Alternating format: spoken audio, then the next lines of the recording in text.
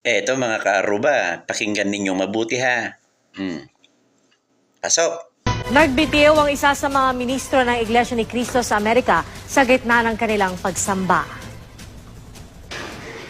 From now on, I will no longer be a minister.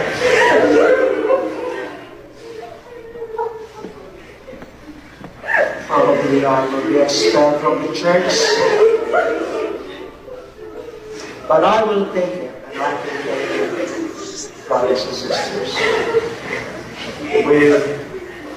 I admonish you to remain in the church no matter what happens. Bago nito, tumanggi si Ka Louie Cayabyab na basahin ang mga circular ng sanggunian na nagsabing itinulag na ang ina ng leader ng INC, 3 kapatid nito at isang ministro. Hindi nagpakilala ang nag-upload ng video. Muling lumabas si Ka Louie sa isa pang video para sabihing ligtas siya. Hinikayat din niya ang iba pa na mga kaanib na sumali sa kanilang pinaplanong pagkilos. Nagkaroon na rin ng demonstrasyon ng ilang miyembro sa Amerika kontra sa munay nagaganap na korupsyon sa pamunuan ng Iglesia ni Cristo. Oh, maliwanag yun ha. Narinig ninyo.